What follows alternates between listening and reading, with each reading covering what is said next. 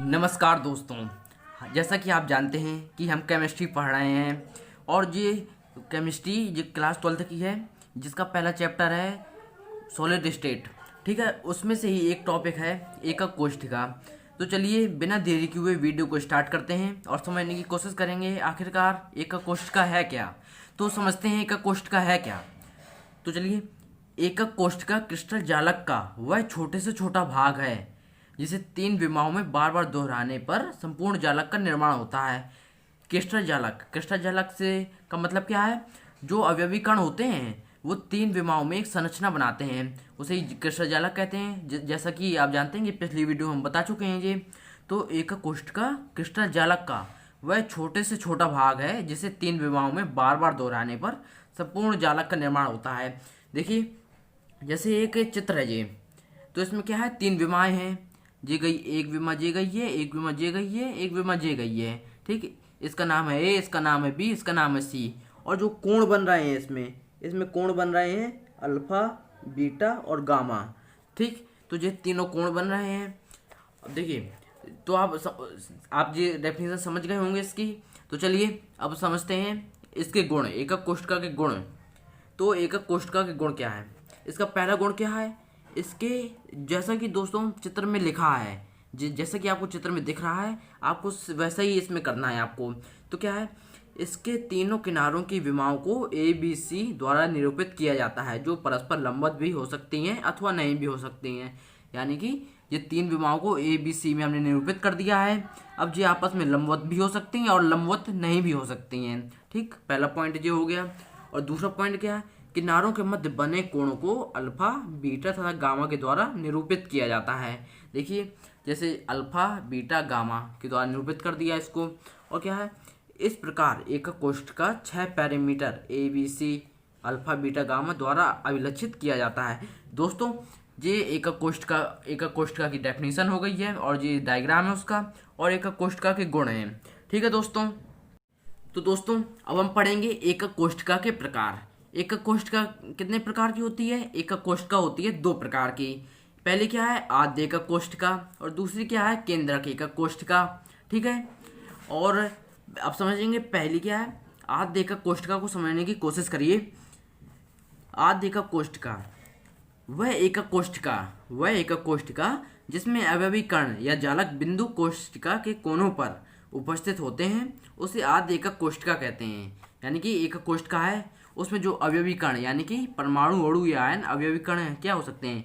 परमाणु भी हो सकते हैं, अणु भी हो सकते हैं, आयन भी हो सकते हैं, या जालक बिंदु कोष्ठिका के कोनों पर उपस्थित होती है। कोष्ठिका होती है कोनों पर उपस्थित। जैसे देखिए, ये है एक एकक कोष्ठिका। ठीक, इसमें अवयवी कण क्या है? ये है अवयवी कण, जो आपको ये बिंदु दिख रहे हैं, ये अवयवी कण है या जालक बिंदु है। इसको हम जालक बिंदु भी कह सकते हैं। कोष्ठिका कोनों पर उपस्थित होते हैं, उसे आद्य एकक कोष्ठिका कहते हैं। देखिए, ये कोनों पर है, एक कोने में, ये हर कोने पर है ये स्थित, इसलिए ये आद्य एकक कोष्ठिका का एग्जाम्पल है। ठीक, अब दूसरा क्या है? केंद्रित एकक कोष्ठिका।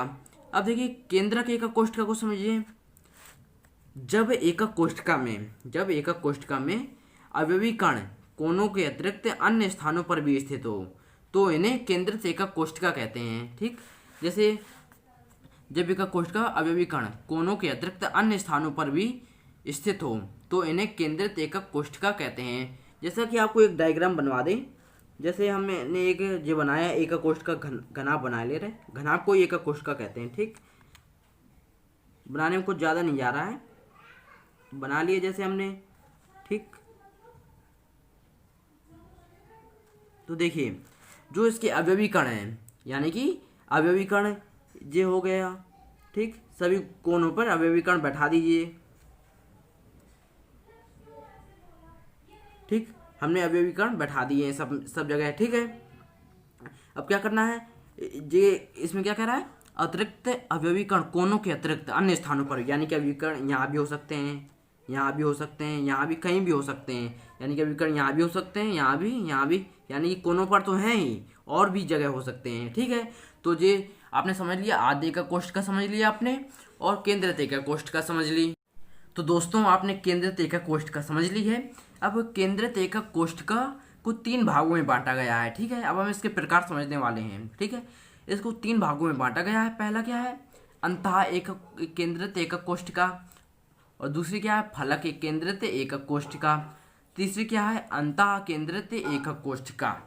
ठीक दोस्तों, पहली क्या है, अंतः एक केंद्रित एकक कोष्ठिका। इसको समझने का प्रयास कीजिए दोस्तों। बहुत ही सिंपल, बहुत ही आसान तरीके से मैंने लिखवाया है, बिल्कुल सिंपल लैंग्वेज है, आप बिल्कुल आसानी से इसको याद कर सकते हैं, कोई ज़्यादा प्रॉब्लम नहीं होनी चाहिए आपको। ठीक है, तो समझिए, अंतः केंद्रित एकक कोष्ठिका। जब एकक कोष्ठिका में अवयवी कण, जब एकक कोष्ठिका में अवयवी कण कोनों के अतिरिक्त इसके केंद्र पर भी स्थित हों तो इसे अंतः केंद्रित एकक कोष्ठिका कहते हैं। जब एकक कोष्ठिका में अवयवी कण, देखिए जब एकक कोष्ठिका में अवयवी कण कोनों के अतिरिक्त इसके केंद्र पर भी स्थित हों। ठीक, तो देखिए जैसे कि नाम से ही पता चल रहा है, अंतः केंद्रित यानी कि केंद्र तो होगा ही इसका, अंतः यानी कि अंदर, अंतः मीन्स अंदर। देखिए नाम से ही आपको डेफिनेशन हम लिखवा देंगे। ठीक है, अंतः का मतलब अंदर, केंद्रित मतलब केंद्र।